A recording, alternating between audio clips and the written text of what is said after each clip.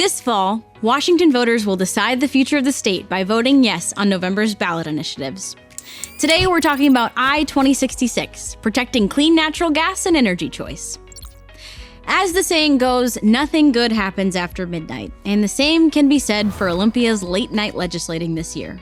At around 2 in the morning on the second-to-last day of session, lawmakers were getting their arms twisted by Governor Inslee and his climate cronies in order to pass HB 1589.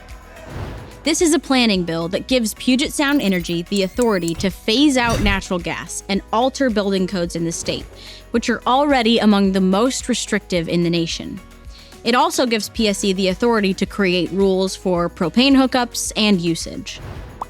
That phase-out gives PSE the authority to determine which of the 900,000 natural gas-reliant homes and businesses will be allowed to continue using natural gas, and which will be required to pay out of pocket to retrofit their homes with electrical appliances and hookups. According to home appliance assessors, contractors, and builders, the average cost for such a conversion is anywhere from $35,000 to $75,000. And no, as of right now, there's no help from the state for people to be able to afford that. Opposition to I-2066 claims that 1589 is not a natural gas ban.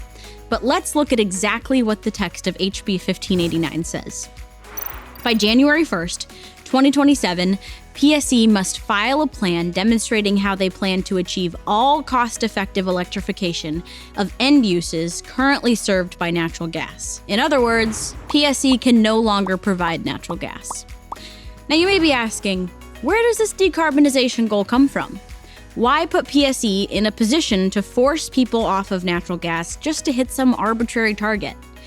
That's just the way that Jay Inslee and his climate cartel like to legislate.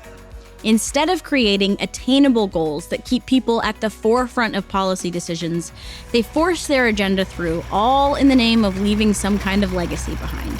The truth is, they're hurting more people in their wake than they're helping because cost to convert will be too astronomical for most single-income earning households and small businesses to afford. Clean natural gas is still the most affordable option for people who are already being crushed under some of the highest costs of living. Natural gas accounts for a tiny sliver of all carbon emissions in the state. And in fact, just a few years ago, the state was transitioning off diesel and on to clean natural gas. The Climate Commitment Act has increased most people's energy bills by 40%. And now the legislature is forcing people to shell over even more money. Natural gas is 33% cheaper to use than electricity, not to mention the tens of thousands it will cost to retrofit each home and business to electric. HB 1589 will increase energy costs for Washingtonians, even as 40% of PSE customers currently report that they struggle to pay their energy bills monthly.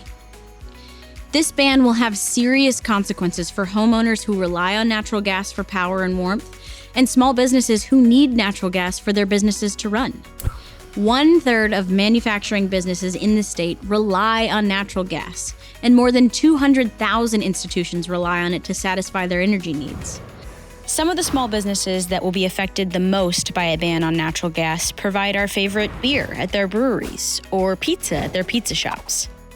Chinese food and Indian food restaurants, grocery stores, and laundromats will all be affected by a ban on natural gas.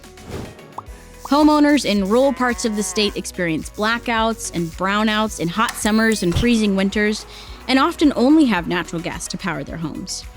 HB 1589 is a direct attack on those citizens' abilities to provide for their own needs.